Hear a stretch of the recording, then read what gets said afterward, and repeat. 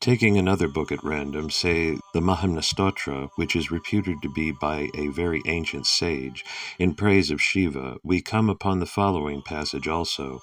The mystical and immutable one, which being composed of the three letters A, U, M, signify successively the three Vedas, the three states of life, awakening, dreaming, and sleeping, the three worlds, heaven, earth, and hell, the three gods, Brahma, Vishnu, and Rudra, and by its nasal sound, Ardhamatra, is indicative of thy fourth office as Supreme Lord of all, Parameshvara, ever expresses and sets forth thy collective and single forms. And we today only propose to quote similar passages from only one book, and that the Tiravachakam. The first passage is the one occurring on page 26, which we have already quoted in reviewing the minor Upanishads, lest that the three in this verse may be taken to mean Brahma, Vishnu, and some other god than Rudra. Our saint himself expressly sets forth his meaning more clearly in the following verse. Him the god of gods, not perceived by the king of gods, Indra, him the supreme king of the other triad, who create, sustain, and destroy the worlds, the first Murti, the manifest God, the great ancestor, my father who consorts with the divine maid. Consider the following passages also. Him the more ancient than the triad, the end of all things, and yet one who lasts behind all things, the one with the braided hair, the king of our loved city, Perundurai, the heavenly god and the consort of Uma. In the following passage he is identified with the triad in the same way as he is often identified with all the works of his creation, earth, air, water, etc., though those very passages say at the same time that he is not to be identified with the creature and created things, a doctrine which clearly cannot be mistaken for pantheism. As a Christian writer points out, the doctrine of immanency of God in all nature is quite consistent with our idea of the transcendency of God. He became the triple form of the triad, and yet remained the one who could not be perceived by the mind. Himself the beginning, the middle, and the end, him whose beautiful Mahatpadam could not be perceived by the three. Also the following passages. He of Arur, whom even Rudra and Brahma and Vishnu praised as our king, the king of gods. Thou becomest the foremost, the beginning, the middle, and the end, and were not understood by the triad. Who else can know thee? The impartite first, the first cause or source of the five senses, the material universe, the three gods, and myself, soul. God of gods, God of truth, the Lord of South Perunturai, the Lord of bliss, the first cause whom the three cannot know, the glorious one whom none can know save those that love, his pure bloom-like feet my head does seek and glorify. The Lord Shiva, unknown by Devas all, the 33, he that rides the bull, his holy feet, if here we seek and praise, our bliss will sure increase. Yes, nothing can be truer than the thought expressed in this verse, the highest conception that we can ever reach of God, describing as it does his inmost nature, and of course the only way we can know him is that God is love and blessedness, Shivam, and such a great scientist as the late Professor Romanes has asked with truth, what has all the science or all the philosophy of the world done for the thought of mankind to be compared with one doctrine, God is love? Ashtamuhurtam, Antarischanti tamsena rudram pramanishaya krinanti jikbahya chacham, Rigveda. Those who meditate with love on the Supreme Rudra, which is within all, they eat food. It is a noteworthy fact that our sages have often compressed a whole philosophy in a single word or phrase. We once illustrated how pregnant was the naming of vowels and consonants as sariri and sarira in regard to the question of the relation of God to the world. We take up to say another word which is the expansion of the same subject. This word is Ashtamurti. It means being, having 8 forms, and is a synonym of Shiva or Rudra. These 8 forms are earth, water, fire, air, Akash, the sun and the moon, and soul, or Jiva or Pashu. By these 8 names are comprised the whole universe, both animate and inanimate. The only substance which these terms do not comprise is God, and when therefore God is spoken of by his having these 8 forms as his body, then the relation of God to the world is clearly brought out, namely that of soul and body, which relation, of course, we have fully explained in our article on mind and body. As soul in a body, he is in everything, and hence called Vishvantaryami. And we have quoted a rich verse above in which God, Rudra, is called Antaryami, and innumerable passages are also scattered about in the body of the various Upanishads. As having the universe for his form, God is called Visvasvarupi, Vishvarupaya vi Namo Namaha. As giving rise to the whole universe from himself, he is called Vishvakarana or Vishvayoni. By the same way as we often identify our own body with ourselves, God is frequently spoken of as the universe itself, and is accordingly addressed as earth, water, fire, air, sky, the sun and the moon, and soul. But there are clear passages to show that he is none of these. No one could seriously contend today that where these Upanishads identify God with some of these inanimate forms, that earth or fire or any of these elements, and not the ruler within, or the puller as he is called in Brihadaranya, is really God. But the texts identifying the jiva with God has caused no amount of confusion, and these texts are quoted as standing authorities by a whole school of Indian philosophers, though texts can be quoted as frequently in which God is spoken of as different from the jiva, as being none of these 8 and transcending all. He is called Vishvadika. Vishvadika Rudra, Svetasvara Upanishad. Who of the gods is both the source and growth, the lord of all, the Rudra, mighty seer? Whoever sees the shining germ come into birth, may he with reason pure conjoin us. Who of the gods is overlord, in whom the worlds are based, who ruleth over his creatures of 2 feet and 4, to God, the who, with our oblation let us worship give. These follow naturally the text, that sure is fire, that sun, that air, that surely moon, that verily the bright, that Brahm, the waters that the Creator. In the previous Adhyaya occurs the passage, what is this all, far, far beyond, that formless, griefless that? What God in fire, in water, what doth pervade universe entire? What in the plants, what in the forest lords? To him, to God, hail, all hail. This God, in sooth, all the quarters is, long, long ago indeed. He had his birth, he verily is now within the germ. He has been born, he will be born. Behind all who have birth he stands, with face on every side. The famous passage in the 7th Brahmana of the 3rd Adhyaya of the Brihadaranyaka Upanishad brings out a full exposition of these 8 forms of God. In the 3rd mantra, earth is said to be his body. Yasha Prithivi Sariram, he who dwells in the earth and within, or different from the earth, whom the earth does not know, whose body the earth is, and who pulls, rules the earth within. He is thyself, the puller, ruler within, the immortal. And in mantras 4, 5, 7, 9, 11, 12, and 22, the water, fire, air, sun, moon, akasha, and vijnana are respectively said to be his bodies. The passages are all similar to the one relating to the earth, and we quote the last, however, in full. He who dwells in Vijnana, and within or different from Vijnana, whom Vijnana does not know, whose body Vijnana is, and who pulls, rules Vijnana within. He is thyself, the puller, ruler within, the immortal.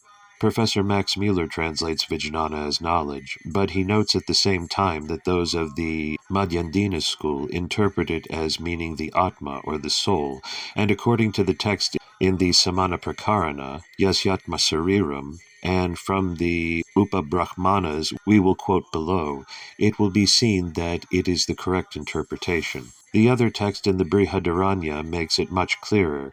God is to be seen, heard, and contemplated and enjoyed in the soul. He is beyond the soul. His body is the soul. He penetrates into the recess of the soul. Nothing can be clearer than this text. this soul and soul, this Atma and Atma, this self and self. The confusion in thought arises from the name which originally meant the human spirit being applied to the Supreme Spirit also, are the two birds which dwell in the tree, human body. These are the two which enter into the heart, the excellent divine abode, and these are the two which are in the inside of the human eye.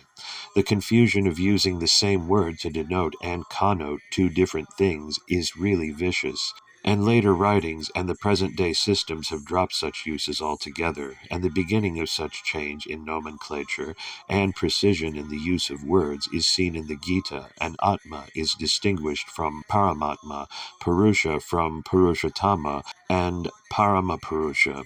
Verse 22 of chapter 13 is a characteristic verse in this respect, as it gives all these names, and the true definition of Sat as distinguished from Sadasat. Spectator and permitter, supporter, enjoyer, Maheshvara, thus is styled Paramatman, in this body Paramapurusha. We have elsewhere observed how the sole purpose of the Puranas and Itihasas is merely to explain the particular text of the Veda or Upanishad. The passage in the Upa-Brahmana embodies the particular text and explains it. See how this passage from Parashar Purana reproduces the words and meaning of the rich text quoted above. The following passage from Skanda Purana also says that the jiva is the body of God. Turning to Mahabharata, the statement that God has these 8 objects for his body, and that the universe is his form, that he is different from the universe, occurs very frequently. We cite the following passages from the Anushashana Parva, P.C. Roy's edition. Him that hath universe for his form, page 49. Thou art the form of all jivas in the universe, page 125. Thou art the Lord of jivas, page 133. Thou hast universe for thy form, page 105. Thou art he who has the whole universe for his limbs, page 104. He pervades all things in the universe, and yet is not seen anywhere, page 50. Agitating both Prakriti and Purusha by means of his energy, Shakti, he created therefrom the universal Lord of creatures, Brahma. He is both Sat and Asat. He transcends both Prakriti and Purusha, page 50. Thou art he called Sat of Sat, page 127. Having created all the worlds beginning with Bu, together with all the denizens of heavens, thou upholdest and cherishest them all, distributing thyself into the well-known forms, numbering 8, page 96. The poet Kalidasa, in his benedictory verse in Sakuntala, explains that these 8 forms are: Isha preserve you, he who is revealed, in these 8 forms by man perceptible, water of all creation's works the first, the fire that bears on high the sacrifice, presented with solemnity to heaven, the priest, the holy offerer of gifts, the sun and moon, those 2 majestic orbs, eternal marshallers of day and night, the subtle ether, vehicle of sound, diffused throughout the boundless universe, the earth by sages called the place of birth of all material essences and things, and air which giveth life to all that breathe. There is also this verse for which we cannot find any reference, which gives 8 names of God as he dwells in his 8 forms. Prithipobhava, Apaksarva, Agnirudra, Vayur, Bhima, Akashya, Mahadeva, Suryas Yogra, Chandrasya Soma, Atmana Pashupati. Note here that the word Hotri, meaning the sacrificer or the Yajaman master of the sacrifice, stands for Atma, Jiva, or Pashu. Hence the lord of the Pashu is called Pashupati, Medapati. We quote a few more passages from Mahabharata. Thou art the 8 Prakritis, thou art again above the 8 Prakritis. Everything that exists represents a portion of thy divine self, page 99. The following passage explains why God should multiply himself, why he should manifest himself into these 8 forms, i.e., why God should bring about the evolution and creation of this world, not of course from any moral necessity connected with the doctrine of samsara, not of course from his will to exist and desire for enjoyment, not of course from a desire to see his own reflection, not of course from a necessity to seek his own salvation, but that his evolution is necessitated for the improvement and salvation of the sin-covered soul. Know, O Keshava, that this all, consisting of animate and inanimate existences, with heaven and other unseen entities, which occurs in these worlds, and which has the all-pervading Lord for its soul, has flowed from Maheshvara, and has been created by him for the enjoyment of Jiva, page 70. The soul, in its Kevala condition, lies in utter and hopeless oblivion and helplessness. The Lord wills, each Chashakti, that these souls should reach salvation out of his pure grace, Arul Shakti, and by means of his own energy, Kriya Shakti. He agitates and puts motion and life into Prakriti, Maya Shakti, and Purusha, souls, and the whole of the manifested universe is brought forth from his womb. The souls of these material bodies act and gain experience and knowledge, and finally effect freedom from the bondage of birth and death. Thus the soul passes through its Sakala and Atitha conditions, and it is the fundamental tenet of every school of Hindu philosophers that unless the soul enters the cycle of samsara, that wheel of birth and death, the soul cannot reach mukti. We choose this paper with a few quotations from the Dravida Shruti bearing on the question under discussion. Our Saint Tirumular says, "The body and soul, and fire, and far-spreading, air and space, and earth his form, the fixed sun, cool moon, transcending these, yet hands he as the stupendous world. The wind that blows in 8 quarters is he, the whirling flood and fire, huge earth and space, the sentient soul, with these his bodily frame, he joins and leaves, the God with the frontal eye." From our Sainted Lady of Karakal, we have the following verse. "Two lights, the fire and space is he, the earth and water, air is he, the soul with these his 8 forms, he stands as intelligence pure." The text of Saint Mikanda Deva is that God is cheat because he is omnipresent, and unless he is pure intelligence, he cannot be omnipresent. See for further explanation, Second Sutra, Shivajnana Bodham, English edition, page 11. Our Saint Patinatar gives a most elaborate description in the following Agaval. "O thou dweller in Vovi, which beams as the face of the sea-girt earth, who owns thy form beyond compare? The lightning's flash thy locks do show, the teeming earth thy head does form. The sun and moon and fire, these three, are eyes that light thy divine face. Thy cool bright wreaths are the countless stars, the sky wherein the gods do dwell. Thy broad chest forms, the 8 quarters, thy shoulders strong, the broad sea thy vest, thy organ earth, feet the worlds below, the flowing wind thy constant breath. The flawless sounds are all thy words. The faultless wisdom that is together found in gods and men is all thy own. The teeming world lives and develops, vanishes and reappears. These thy acts, the world in life or death awake, or asleep, does show thy nature true. With these thy form, thy one true spirit, dual becomes, clothed in gunas 3, art born as 4, hast senses 5, the 6 religions and 7 worlds dost become, and art the 8 gods. And thus for ages and ages progressing, whatever thou unitest with, that thou dost sure become." The following is the favorite quotation from Tiruvachakam. "Earth, water, air, fire, sky, the sun and moon, the sentient man, these 8 forms he pervades. The 7 worlds, 10 quarters, he the one and many, he stands so, let us sing." Saint Tayamanavar selects the following verse from Saint Apar's Devaram for special praise. "As earth, fire, water, air, and Ejaman, as moon, the sun, and space, as Ashtamurti, as goodness and evil, as male and female, himself the form of every form, as yesterday and today and tomorrow, my Lord with the braided hair stands supreme." The following verse of Saint Apar also explains how this being, who is the greatest of the great, is so small also as to be confined in ourselves. "As Ashtamurti he performs functions, he, my Father and God, possessed of 8 attributes. He, the Ashtamurti, is my Lord and Master. He, the Ashtamurti, is confined in me." Saint Jnana Sambandar has the following verse. "As earth, water, the sun, and moon and sky, the flowing wind, bright fire, and Hotri he stands. Shirapuram, washed by the scented waters of Kotar, they who praise, they will suffer no pain. And Saint Tayumanavar himself pertinently asks why, when the earth, air, etc., are spoken of by the Vedas as God himself, he should not himself be spoken of as God. Shiva is also called Digvashas, Digambara, Nirvani, and he dances in Chitambara, and his person and limbs, as we have seen, represent each an element or position of the universe, and this description of him we notice even from the Rig Veda downwards.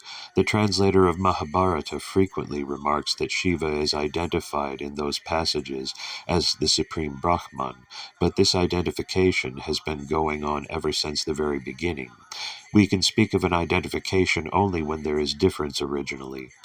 Would it not therefore be more proper to say that the words Shiva and Rudra are merely the names, and his form the form of the Supreme Brahman? We cannot here omit to note the fact that also there are temples in India in which God Shiva is worshipped in one or other of these 8 forms.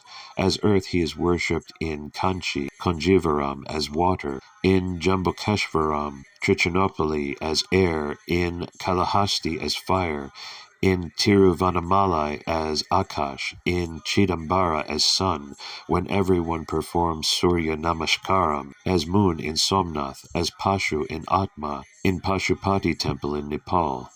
An Upanishad text. Atmanam arinim kritva pranavamcha uttararanim jnana nirmathanabhyasa pasham dahi pandita. In our Tamil edition was appearing an excellent translation of Kaivalya Upanishad by that great Tamil and Sanskrit scholar of Jaffna, Srimath Sentanathir, who is now staying in Benares. His commentary is a most valuable one, tracing as it does the passages in Kaivalya Upanishad to similar passages in various other Upanishads. This Upanishad is by some called a sectarian and a modern one. This we deny, and we will take some other fuller opportunity to expound our views on the age of the Upanishads. At least this is older than the time of Sri Shankara, who includes it among the Pancharudram, which he has commented on. The mantra Atmanam Aranim Kritva Pranavamcha Uttararanim Jnana Nirmanathanabhayasath Pasham Dahati Pandita follows as it does mantra 13 and 14 part 1, Svetashvatara Upanishad, and with mantra 11, above would completely demolish the theory of that talented lady Mrs. Besant, that the Ishvara evolves and the sole purpose of his so evolving is that he make himself manifest from his unmanifest condition, like butter from cream, fire from sticks, etc. The passage as it occurs in her last beautiful Adyar lecture is as follows: as salt in the water in which it is dissolved, Chandogya 6:14, as fire in the wood before the fire sticks are rubbed together, as butter in the milk that is brought forth by churning, Svetaspatara Upanishad 1:14-19, as cream in clarified butter, so is Brahman concealed as the self of every creature. Hinduism, page 16. No doubt the form in which she has quoted herself has misled her. The passages themselves are these. We quote from Mr. Meade's translation and from no other. By knowledge of God, cessation of all bonds, with sorrows perishing, birth and death ceasing comes. By contemplating him with body left behind, all lordship pure, passionless is he. Mantra 2. How is this knowledge of God to be obtained? The next verse says, this is to be known as ever surely settled in the self-soul. Beyond this surely naught is knowable at all. When one hath dwelt upon what tastes, what is tasted, and what doth ordain, all hath been said. This is the threefold Brahm, Sat, Chit, and Ananda. Mantra 12. The unbelieving may ask, how do you say God is concealed in your soul, body? We do not see it. No, it is not these. The answer is given, illustrating it at the same time and explaining the mode of realization in the next mantra, number 13. Just as the outer form of fire, withdrawn into its source, cannot be seen, yet there is no destruction of its subtle form. Once more indeed out of the upper and lower stick it can be drawn, so both indeed are to be found by means of the word's power within the body. This is more fully explained in the next mantra. One's body, taking for the lower stick and for the upper one the word, by meditation's friction well sustained, let me behold the God there lurking as it were. In the next mantra, several similes are heaped together to illustrate the same subject. As oil in seeds, butter in cream, water in springs, and in the fire sticks fire, so is that self, Paramatma, found in the self, Jivatma, by him who seeks for him with truth and meditation. The self-pervading, as buttermilk pervade in meditation, and self-knowledge rooted, that Brahman, theme sublime of sacred teaching theme sublime. We will quote again Mantra 16 in Part 4, relied on by Mrs. Besant, as well as the mantra preceding it before we finish our comments. Surely is he the guardian of all, in every creature hid, in whom the seers of Brahm, powers divine, are all conjoined. Thus, knowing him, one cuts the bonds of death, most rare, like as it were that essence rarer far than butter clarified. Him knowing in his form benign, Shiva in every creature hid, though one yet all embracing, knowing him, God, from every bond one is free. Anyone reading these verses together as we have read them will not fail to see that the theory of Mrs. Besant gets no footing here at all. This simply explains the way of salvation of the bound soul, Jivatma, and the nature of the Supreme, the bound soul which cannot see the subtler than subtle Shiva, 4:14, by pursuing the sadhana herein indicated, namely the search after him with one's heart and with one's soul, in all love and in all truth, with the aid of the divine word, will surely behold the Supreme hidden himself, not the Supreme as himself, and then his bonds will be cut off, and the darkness will vanish as the sun rises in one's horizon.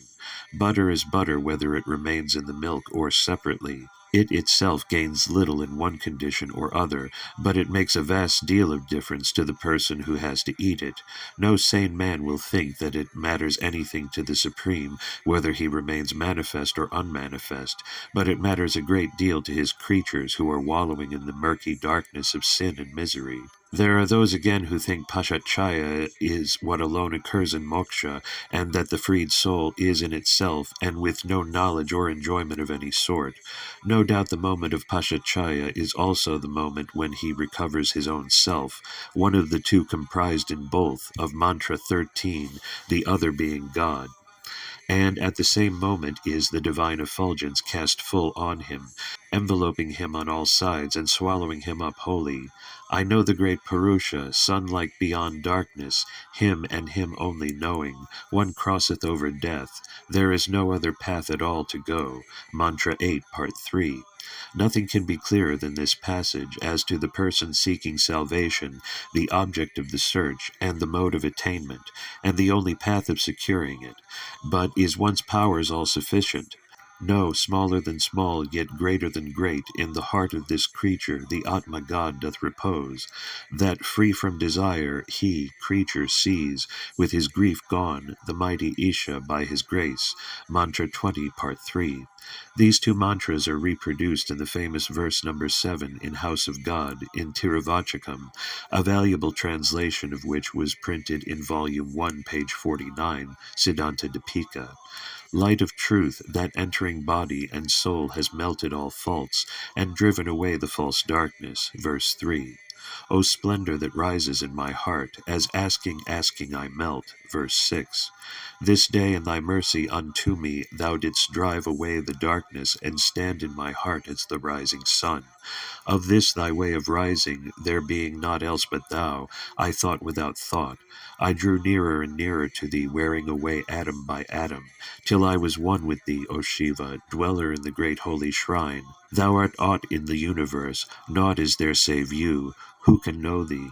Verse 7. And let the reader ponder well again on the whole verse 7.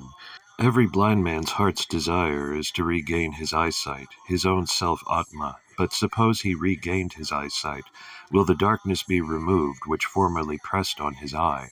Not surely, unless the glorious Sun, God, deigns to show to him in his supreme mercy. And the sun is of course of no use to the blind man so long as his blindness lasted, so he has to realize himself by being balanced in pleasure and pain, removal of his egoism, and to realize his Maker, till now hid in his heart. And people have asked, and will ask always, whether there is pleasure from this passage from bondage to freedom. And Saint Makanda Devar asks as to consider the case of the blind man passing from darkness to sudden light. Will there be pleasure or not? Did it ever matter to the sun in any whit when it was hid from the blind man, and now when it shines fully on his newly opened eyes? It was thyself thou didst give, and me thou didst take. Beneficent Lord, who is the gainer? Endless bliss I have gained. What hast thou gained from me? O Lord, that hast made my heart thy temple, Shiva, dweller in the great holy shrine. O Father, sovereign, thou hast made thy abode in my body. For it I have naught to give it in return. To remove all doubts that the being to be sought after is not one's own self, the passage Atmanam Aranim Kritva refers to the self Atma, itself as the lower piece of firewood. In the Svetaspatara, it was the body that was the lower piece, in which case both soul and God could be realized, but generally the phrases in my body, in my eye, in my heart, in my mind, and in my soul mean almost the same thing, including soul and all below it. Our Saint Appar puts it in beautiful and unmistakable Tamil, the idea conveyed in these Upanishad texts. Like the fire latent in firewood and ghee in milk, non-apparent is the great light. With the churner of love and rope of knowledge, one excites friction. He will become manifest before him. The Svetasvatara Upanishad. We are glad to say that Professor Max Mueller has cleared the ground before us of many misconceptions and fallacies which were entertained about this Upanishad. He meets in his own way the arguments adduced to show that this is a modern Upanishad and that it is a sectarian Upanishad, an Upanishad of the Shankya and of Bhakti school, and so on. And his conclusions are that no real argument has ever been brought forward to invalidate the tradition which represents it as belonging to the Taittiriya or Black Yajurveda, and he points out that it holds a very high rank among Upanishads, and that its real drift is the same as the doctrine of the Vedanta philosophy. Professor Garba and MacDonald, however, in their recent works, speak of this as a Shaivite compilation, and the latter scholar refers to the Upanishad itself, ascribing the authorship to a sage called Svetasvatara, unlike other Upanishads. But this is not characteristic of this Upanishad alone.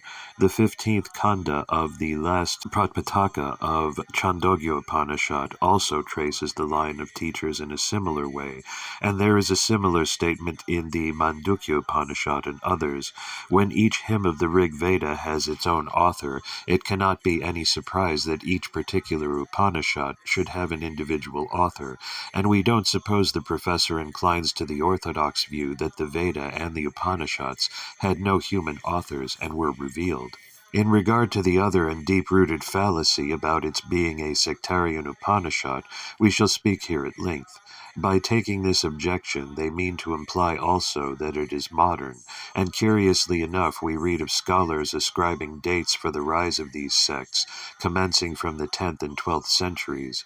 Sir W. W. Hunter seriously contends that Shankara was the great apostle of Shaivism, but these writers do not see that the history of Hindu religion is as ancient as the history of the Hindu philosophy, and that the people must have had a popular religion even in the very days these Upanishads were composed, and that the Puranas, which embodied the essence of the Upanishad teaching, existed in a popular form even in those ancient days, and the words Itihasa Purana occur even in the oldest Upanishads.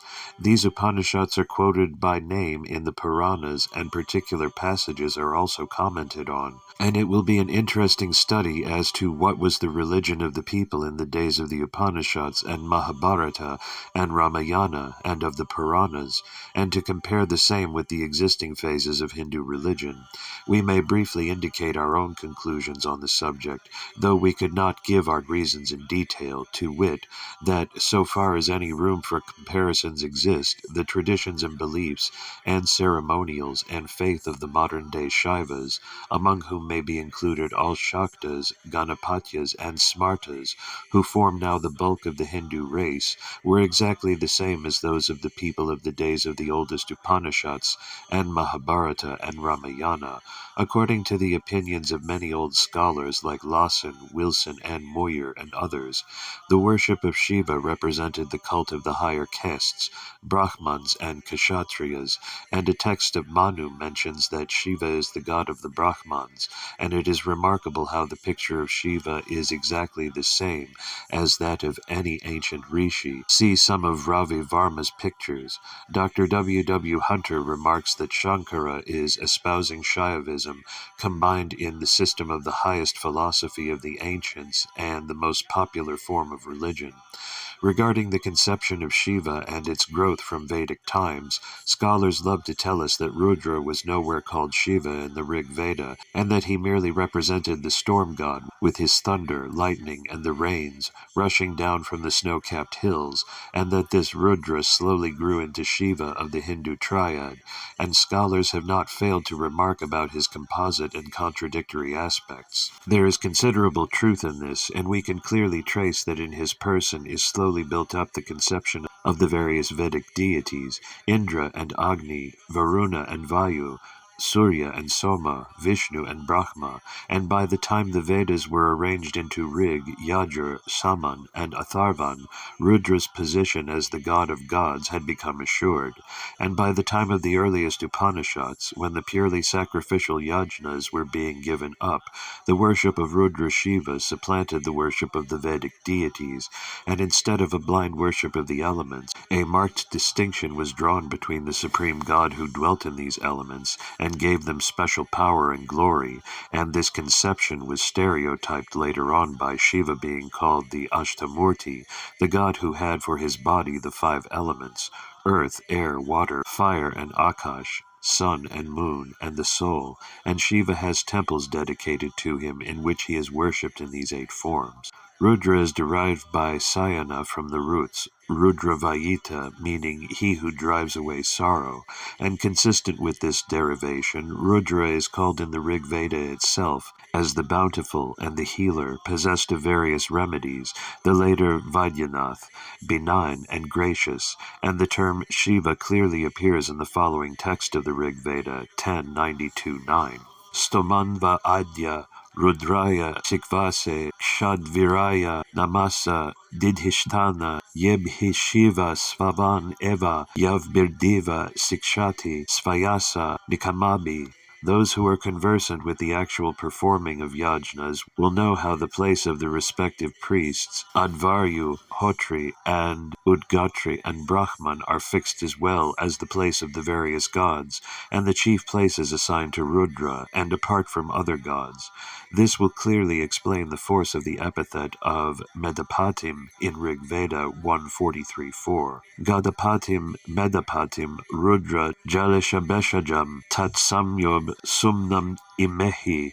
We seek from Rudra, the Lord of songs, the Lord of sacrifices, who possesses healing remedies, his auspicious favor, as also King of Sacrifices, Rigveda 4.3, and Mehapati is the same word as the more popular word Pashupati, Pashu meaning the animal offered in sacrifice, Yajna Pashu, and symbolically representing the bound soul, Jiva, as the Pati of all sacrifices. He is the fulfiller of sacrifices, Yajna Sadam, Rigveda 1:114-4, and Rudram Yajnanam Sa Dadishtim Apasham, Rigveda 3:2-5. As the god of gods, he is said to derive his renown from himself. Rudraya Svayasashe, his glory is said to be inherent, independent, or self-dependent. Svadavane, Rigveda 7:46-1. He is also called Svapivata, which is variously explained as meaning readily understanding, accessible, gracious, he by whom life is conquered, he whose command cannot be transgressed, thou by whom prayers, words are readily received. He is called the Father of the worlds, Bhavansasya Pitaram 6:49-10, and the rich story of his becoming the father of the fatherless Maruts can be recalled in many a Puranic story and local legend and common folklore. He is Antar Ichchanti, beyond all thought, Rigveda 61.3. His form, as described in the Rigveda, is almost the same as the image of later days. He is called the Kapardin, with spirally braided hair. He is of Hiranya Rupam, golden formed, and brilliant like the sun, and shining like gold. Ya Shukra, Eva Suryo, Hiranyam Eva Rochati, Rigveda 143 through 45, and in Rigveda 10 136 1 to 7, he is the long-haired being who sustains the fire, water, and the two worlds, who is to the view the entire sky, and who is called this light. He is wind-clad, naked, and drinks visha, water or poison, and a Muni is identified with Rudra in this aspect. When we come to Yajurveda, his supreme majesty is fully developed, and he is expressly called Shiva by name, Shiva Namashi, and the famous mantra, the Panchakshara, is said to be placed in the very heart of the three Vedas. The name occurs in Taittiriya Upanishad S4, 5, 1 through 41. Nama Sambhave cha, Mayobhave cha, Nama Shankaraya cha, Mayaskaraya cha, Nama Shivaya cha, Shivataraya cha, and the famous Saturudriyam, which is praised in the Upanishads and in the Mahabharata, forms also a central portion of this central Veda. And this is a description of God as the all in all, and transcending all. Vishvadevo, Vishvasvarupo, Vishvadiko, and anybody can see that the famous passage in the Gita in chapters 10 and 11 merely parodies this other passage. These two chapters are respectively called Vishbhuti Vishtara Yoga and Vishvarupa Sandarshana Yoga, which is exactly the character of the Satarudriya. The yogi who has reached the highest state sees all in God and God in all.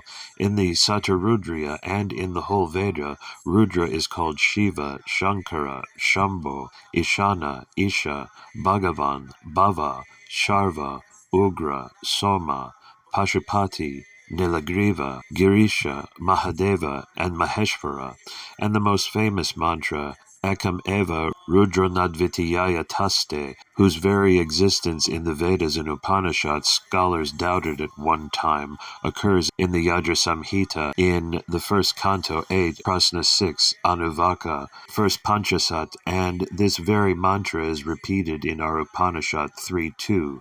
And if the Upanishads did not precede the Vedas, it will be seen how this mantra is the original of the other famous Upanishati mantra, Ekam Vadvitiyam Brahma.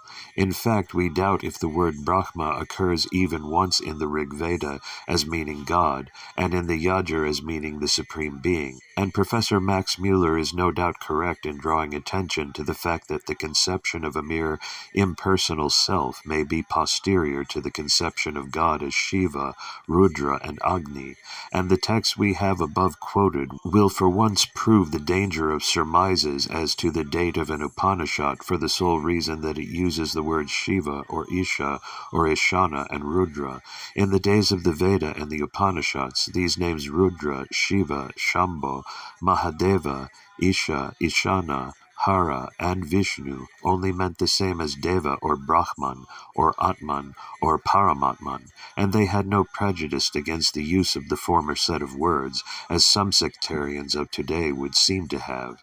In the Gita itself, the words Ishvara, Isha, Maheshvara, and Mahadeva, and Parameshvara are freely used, and Shiva is used in the Uttara Gita, though the modern-day Vaishnava exhibits the greatest prejudice towards these names. One word about the different aspects of Shiva, as we pointed out before, as the idea of Rudra, as all the gods or the powers of nature was fully evolved, in him was also centralized the various aspects of nature as good and bad, awful and beneficent. Kalidasa playfully brings out this idea in the following lines. The gods like clouds are fierce and gentle too, now hurl the bolt, now drop sweet heavenly dew. In summer heat the steamlet dries away, beneath the fury of the god of day. Then in due season comes the pleasant rain, and all is fresh and fair and full again. However awful the aspect of a fierce storm with its thunder and lightning may be, yet no one can appreciate its beneficence more than the dwellers in the Indian soil, the land of so many famines. However fierce the sun may be, yet his existence is absolutely essential to the growth and maturity of all vegetation in the tropics. It will be noted that not only in the case of Rudra, but in the case of other gods, their beneficent and malevolent powers are brought out in the Vedas.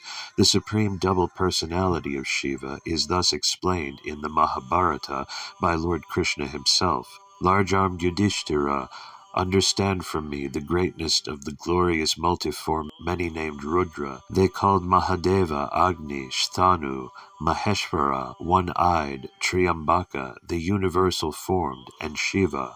Brahmans versed in the Veda know two bodies of this god, one awful, one auspicious, and these two bodies have again many forms. The dire and awful body is fire, lightning, the sun. The auspicious and beautiful body is virtue, water, and the moon. The half of his essence is fire, and the other half is called the moon. The one which is his auspicious body practices chastity, while the other, which is his most dreadful body, destroys the world. From his being Lord and great he is called Maheshvara, since he consumes, since he is fiery, fierce, glorious, an eater of flesh, blood, and marrow, he is called Rudra. As he is the greatest of the gods, as his domain is wide, and as he preserves the vast universe, he is called Mahadeva. From his smoky color he is called Durjati, since he constantly prospers all men in all their acts seeking their welfare, Shiva. He is therefore called Shiva. And in this we see him as not only the destroyer, but as the reproducer and preserver, and as such the conception of Shiva transcends the conception of Rudra as one of the Trinity. And it can be shown that the picture of God as the fierce and terrible is not altogether an unchristian idea. The following parash we cull from a book called The Woodlands in Europe, intended for Christian readers, and we could not produce better arguments for the truth of our conception of the Supreme Shiva, the Destroyer and the Creator and the Preserver. See page 6, Shiva Jnana Bodham, English edition. And how about the dead leaves which season after season strew the ground beneath the trees? Is their work done because when their bright summer life is over, they lie softly down to rest under the wintry boughs? Is it only death and nothing beyond? Nay, if it is death giving place to life. Let us call it rather change, progress, transformation. It must be progress when the last year's leaves make the soil for the next year's flowers, and in so doing serve a set purpose and fulfill a given mission. It must be transformation when one thing passes into another, and instead of being annihilated, begins life again in a new shape and form. It is interesting to remember that the same snow which weighs down and breaks those fir branches is the nursing mother of the flowers. Softly it comes down upon the tiny seeds and the tender buds and covers them up lovingly, so that from all the stern rigor of the world without, they are safely sheltered. Thus they are getting forward, as it were, and life is already swelling within them, so that when the sun shines and the snow melts, they are ready to burst forth with a rapidity which seems almost miraculous. It is not the only force gifted with both preserving and destroying power, according to the aspect in which we view it. The fire refines and purifies, but it also destroys, and the same water which rushes down in the cataract from such overwhelming power falls in the gentlest of drops upon the thirsty flower cup, and fills the hollow of the leaf with just the quantity of dew which it needs for its refreshment and sustenance. And in those lighter things of which nature is but the type and shadow, the same grand truth holds good, and from our Bibles we learn that the consuming fire and the love that passeth knowledge are but different sides of the same God, just and yet merciful, that will by no means clear the guilty, yet showing mercy unto thousands. Badarayana also touches upon this subject in 1.340, and we quote below the Purvapaksha and Siddhanta views on this question from the commentary on Srikantha. Because of trembling 1.340 in the Kathavalis, in the section treating of the thumb-sized Purusha, it is said as follows: Whatever there is, the whole world when gone forth from the Brahman trembles in the breath. It is a great terror, the thunderbolt uplifted, those who know it become immortal. Here a doubt arises as to whether the cause of trembling is the Parameshvara or some other being. Puravapaksha, here the Sruti speaks of the trembling of the whole universe by fear caused by the entity denoted by the word breath. It is not right to say that the Parameshvara, who is so sweet-natured as to afford refuge to the whole universe, and who is supremely gracious, is the cause of the trembling of the whole universe. Therefore, as the word thunderbolt occurs here, it is the thunderbolt that is the cause of trembling, or it is the vital air which is the cause of the trembling, because the word breath occurs here. Since the vital air causes the motion of the body, this whole world, which is the body, as it were, moves on account of the vital air. Then we can explain the passage, whatever there is, the whole world, when gone forth from the Brahman, trembles in the breath. Then we can also explain the statement that it is a great terror, the thunderbolt uplifted, inasmuch as like lightning, cloud, and rain, the thunderbolt, which is the source of great terror, is produced by action of the air itself. It is also possible to attain immortality by a knowledge of the air, as the following Shruti says: Air is everything itself, and the air is all things together. He who knows this conquers death. Siddhanta, as against the foregoing, we say that Parameshvara himself is the cause of the trembling. It is possible that as the ruler, Parameshvara is the cause of trembling of the whole universe, and by the fear of his command all of us abstain from prohibited actions and engage in the prescribed duties. And it is by the fear of his command that Vayu and others perform their respective duties, as may be learned from such passages as the following. By fear of him Vayu the wind blows. Taittiriya Upanishad 2.8. Though gracious in appearance, Parameshvara becomes awful as the ruler of all, hence the king's face has to be awful. Taittiriya Brahmana 3.8.23. Wherefore, as the master, Ishvara himself is the cause of the trembling of the whole universe. Before we enter into the discussion of the philosophic import of this Upanishad, we have to note the great difficulty felt nearly by all European scholars who are brought up solely in the school of Shankara in interpreting this Upanishad, a difficulty which has equally been felt with regard to the philosophy of the Gita. Different scholars have taken it as expounding variously Sankhya and Yoga, Bhakti and Vedanta, dualism and non-dualism, and Professor Max Muller agrees with Dr. Goff in taking it as fully expounding the Indian idealism school of Vedanta. Professors Garba and MacDonald characterize the philosophy as eclectic, says the latter, page 405, History of Sanskrit Literature. Of the eclectic movement combining Sankhya, Yoga, and Vedanta doctrines, the oldest literary representative is the Svetasvatara Upanishad. More famous is the Bhagavad Gita. If ever there was such an eclectic school, have these scholars paused to inquire who their modern representatives are? Or is it that there are no such representatives today? The real fact is that this was the only true philosophic creed of the majority of the people, and this philosophy has subsisted untarnished during the last 3,000 years or more.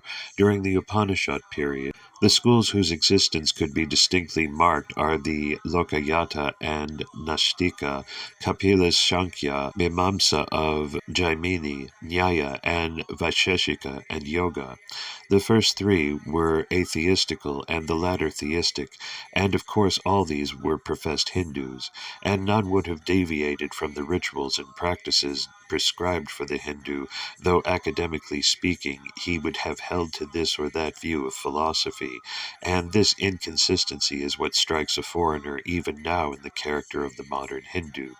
Mrs. Besant aptly describes this as the Hindu's principle of rigidity of conduct and freedom of thought.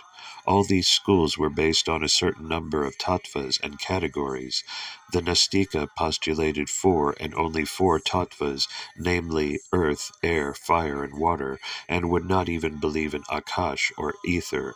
Kapila increased the number of categories he believed in to 19, which he grouped under Purusha and Pradhana. The Mimamsaka believed practically in nothing more, though he laid stress on the authority and eternity of the Vedas. The next three theistic schools believed in 24 or 25 tattvas, which they grouped under Purusha, Pradhana, and Ishvara, or God.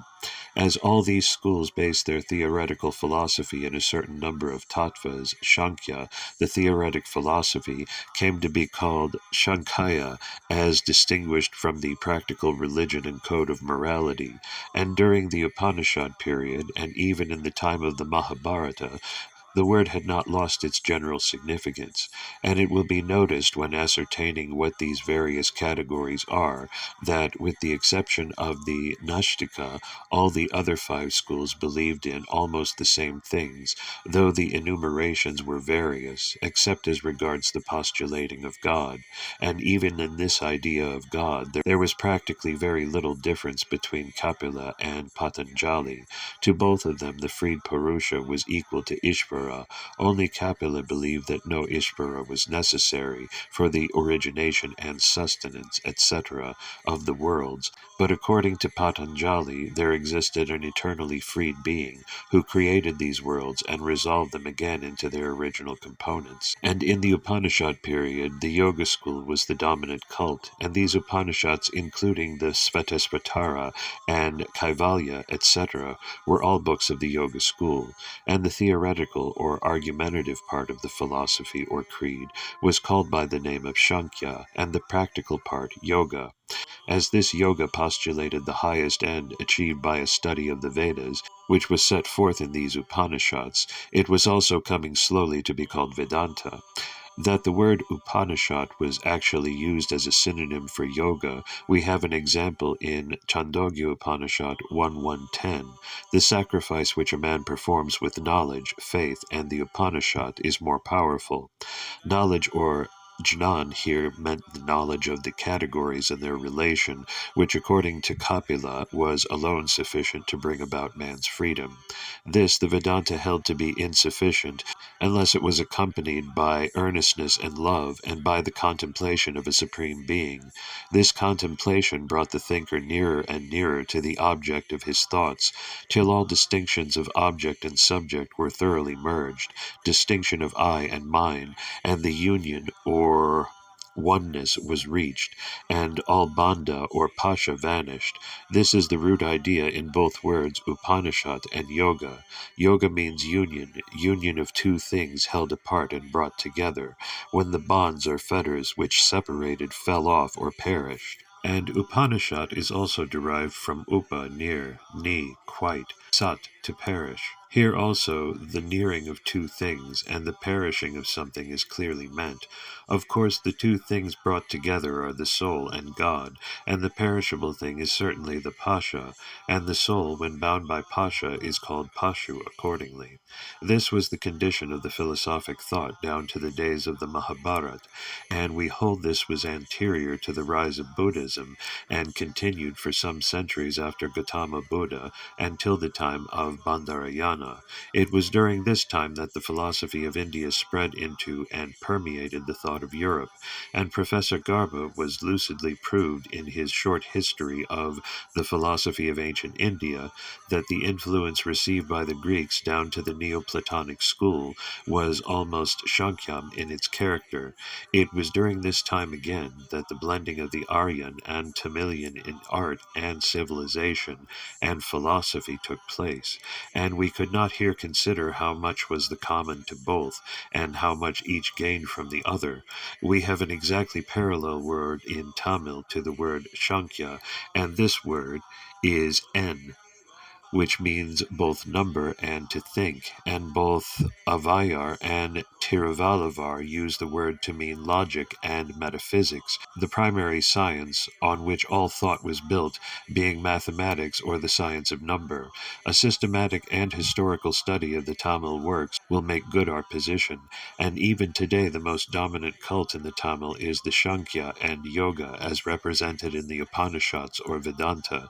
This system must have been thoroughly established in the Tamil language and literature before the time of Christ and before Badarayana's composition of the Shariraka Sutras, so much so when Badarayana's system came into vogue in southern India, it was recognized as a distinct school. As Badarayana professed expressly to interpret the Upanishad or Vedanta texts, his school of philosophy was stereotyped by the phrase Vedanta, and by collecting all the texts in Tamil down even to the time of Tayamanavar, 16th century, containing references to Vedanta, we could prove what the special view of Badarayana was. This will also show that the exposition of Badarayana contained in the earliest bhashya or commentary we possess in Sanskrit, namely that of Srikantha, which was later on adopted almost bodily by Ramanuja, was the true view of Badarayana. This view we may sum up in Dr. Thibault's own words. If now I am shortly to sum up the results of the preceding enquiry as to the teaching of the sutras, I must give it as my opinion that they do not set forth the distinction of a higher and lower knowledge of Brahman, that they do not acknowledge the distinction of Brahman and Ishvara in Shankara's sense, that they do not hold the doctrine of the unreality of the world, that they do not with Shankara proclaim the absolute identity of the individual and the highest self. Page 100, Introduction to the Vedanta Sutras. And he proves also that this was consistent with the teachings of the Upanishads themselves.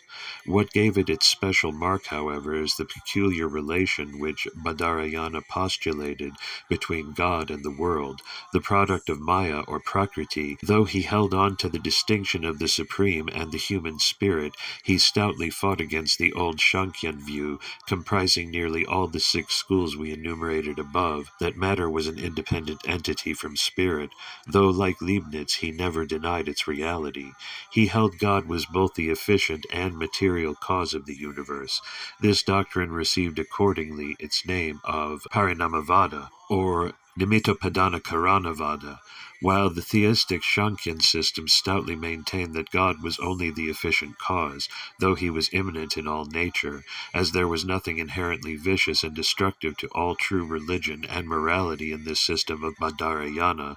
The Tamil philosophers welcomed this view also, and declared they did not see much difference in the two views, and ends postulated by both the old and new school, and both Srikantha and St. Tirumular expressly make this declaration.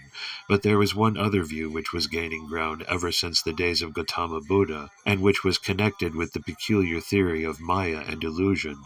Buddha declared that all existence was momentary, that there was no world or mind, no soul, and no God, and that what really existed were the skandhas, and when this truth was perceived, all desire and birth and suffering would cease, and then there would be cessation of all existence, nirvana, and the Buddhists were accordingly called Mayavadis.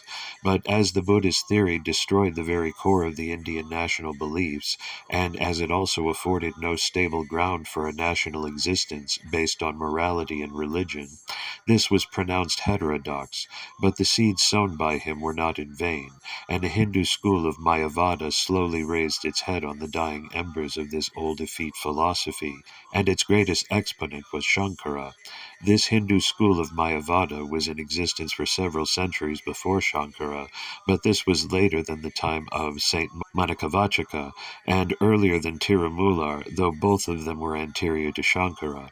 Shankara's system is referred to as Mayavada in all the other Hindu prominent schools prevalent since the days of Shankara, and though South Indian followers of Shankara seem to entertain some prejudice against the word, owing to the abuse made of it by other opponents, followers of Shankara in the north even today call it the Mayavada, and in some of its extreme forms it was also called Prachchanabandham, The great learning and the towering intellect, accompanied by the austere life led by Shankara, created a great following among the Brahmins of the Shaiva faith, and it made great strides in the time of his illustrious followers Shayana or Vidyaranya, who combined in himself both temporal and spiritual power, and the first interpreters of Hinduism happening to be mostly Brahmins of this persuasion during the century when Sanskrit Oriental scholarship came into being.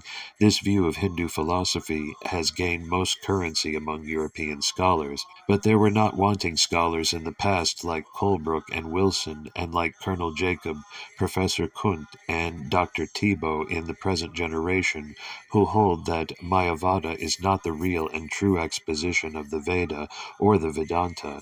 Professor Max Muller, than whom a more learned or earnest student of Indian philosophy never existed, though he held very stoutly to the other view, slowly gave in, and has accepted Dr. Thibault's conclusions as correct. We may add that Professor MacDonald reiterates the old view, and Professor Deussen is the greatest adherent of Shankara at the present day.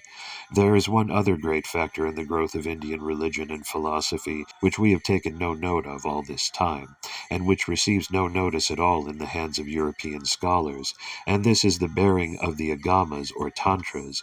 Such a well-informed person as Swami Vivekananda has declared, as to their influence, apart from the Shruta and Smarta rituals, all other forms of ritual observed from the Himalayas to the Comorin have been taken from the Tantras, and they direct the worship of the Shaktas, Shaivas, and Vaishnavas, and all others alike.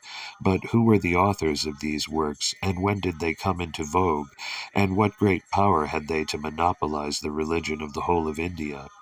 The same Swami observes, the Tantras, as we have said, represent the Vedic rituals in a modified form, and before anyone jumps into the most absurd conclusions about them, I will advise him to read the Tantras in connection with the Brahmanas, especially of the Advaryu portion, and most of the mantras used in the Tantras will be found taken verbatim from these Brahmanas, and it could be noted at the same time that whereas the Brahmanas direct the use of these mantras in connection with the yajnas or sacrifices, these tantras direct their use in connection with the worship of some deity or other, and the object of Vedic sacrifices being well known to be only the first three purusharthas by the worship of the various powers of nature, the object of tantric or agamic worship was attainment of the fourth purushartha or moksha. By the time we get into the Upanishad period, we could see how a new and spiritual interpretation was put upon the old Vedic sacrifices, and the uselessness of sacrifice as an end in itself was strongly declared. Says M. Barth, sacrifice is only an act of preparation. It is the best of acts, but it is an act, and its fruit consequently perishable. Accordingly, although whole sections of these treatises, Upanishads, are taken up exclusively with speculations on the rites, what they teach may be summed up in the words of Mundaka Upanishad: know the Atman only, and away with everything else. It alone is the bridge to immortality. The Veda itself and the whole cycle of sacred science are quite as sweepingly consigned to the second place. The Veda is not the true Brahman, it is only its reflection, and the science of this imperfect Brahman, this Sabda Brahman, or Brahman in words, is only a science of a lower order. The true science is that which has the true Brahman, the Para-Brahman, for its subject. As the story in the Kina Upanishad will show, the most powerful of the Rig Veda deities, Indra and Agni and Vayu and Varuna, were also relegated to a secondary place, and the worship of the only one, without a second, the consort of Uma, Haimavati, was commenced. The Kino Upanishad story is repeated in the Puranas. The supreme Brahman is mentioned there as Shiva and Rudra, and the story of Rudra destroying Daksha's sacrifice and disgracing the gods who took part in the sacrifice, with the sequel of his consort, named then Dakshayani, the fruit or spirit of sacrifice, becoming reborn as Uma, wisdom or Brahmajnan. Haimavati would seem to go before the story in the Kinu Upanishad. The story of the desecration of the sacrifice of the rishis of Dvarakavana by Shiva and Vishnu would point to the same moral, so that by this time the backbone of the old unmeaning Vedic sacrifices, petrified in the godless school of Mimamsa, was really broken, and it was here that the Agamas stepped in and used the same old mantras again, but with a new force and significance, deleting whatever was unmeaning and preserving only what was useful. It substituted also new symbols, though preserving the old names, and from this time, therefore, modern Hinduism and Hindu system of worship may be said to have commenced. But for these beginnings, we have to go far behind the days of the Mahabharata and the Puranas, for the Agama doctrines and rituals are fully bound up with these. A clear advance in the use of symbols also made, at the same time, effectually preserving the distinction between symbols and truth by the use of proper words. The Sabda Brahman, or the Pranava, was only a symbol and not the truth, as fancied by the Mimamsakas, and it was called a mark or linga, and the figured mark of the pranava, linga, is merely the pranava as figured to the eye. The linga became the universal symbol of God and object of worship, as the pranava in mantra or sound form was before.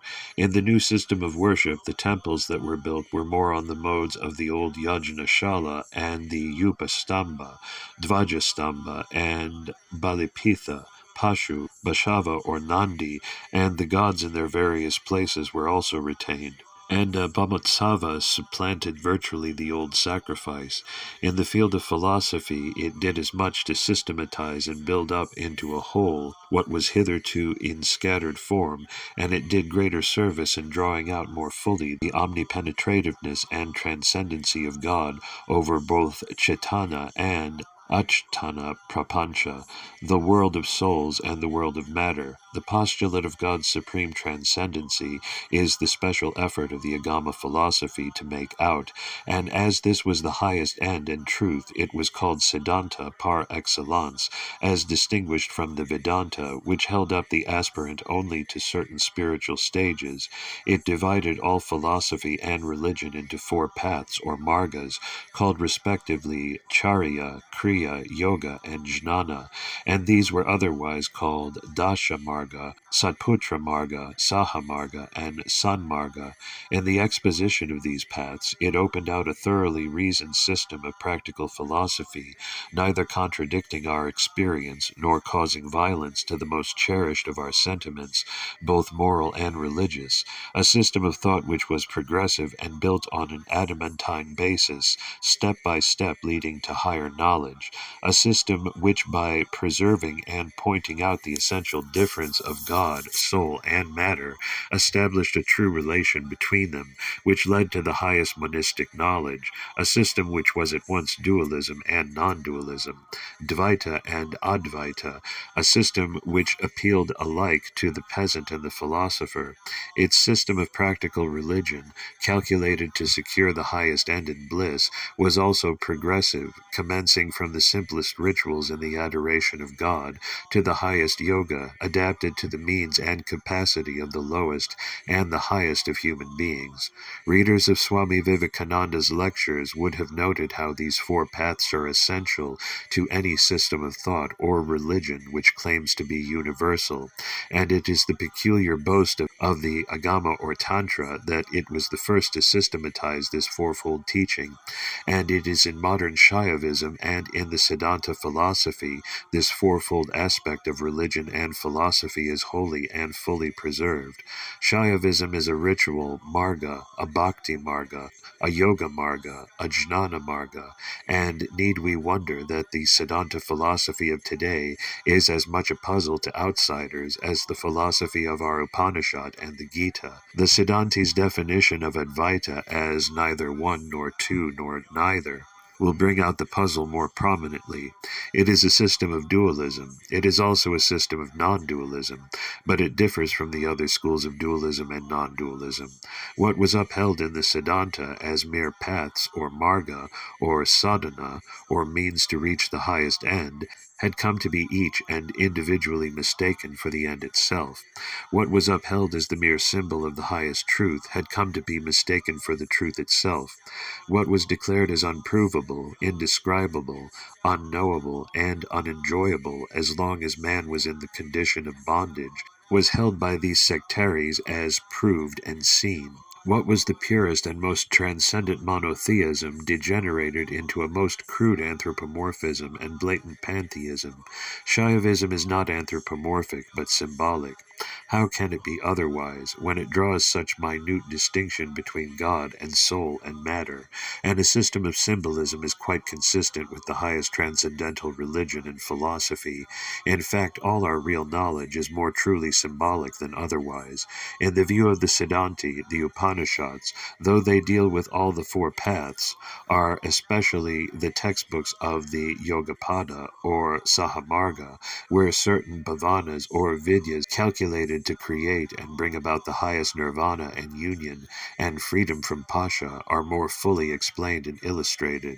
The above cursory view of the past history of the Indian philosophy will clear the ground a good deal for the proper understanding of our particular Upanishad in question. We may therefore state that the Svetasvatara Upanishad is a genuine Upanishad of the Black Yajurveda and is one of the oldest of its kind. It is not a sectarian Upanishad. It more properly belongs to the Yoga Pada stage of teaching, though the other Padas are also briefly touched and alluded to. It expounds both a theoretic philosophy and a practical religion, all-comprehensive and all-embracing, a system which was at once Sankhya and Yoga, dualistic and monistic, and appealing to all classes of society. It lays down the distinction of three padarthas or categories in clear terms, and these are God, the many souls, and matter or pasha. Two birds, inseparable friends, cling to the same tree. One of them eats the sweet fruits, the other looks on without eating. 4-6, which is explained in less figurative language in the next mantra. On the same tree, man, Anisa, sits grieving, immersed, bewildered by his own impotence, but when he sees the other, Isha, contented, and knows his glory, then his grief passes away. That this is the highest teaching of the Rig Veda is pointed out in the next verse. He who does not know that indestructible being, Akshara, of the Rig Veda, that highest ether, Paramavyomam, wherein all the gods reside, of what use is the Rig Veda to him? Those only who know it rest contented.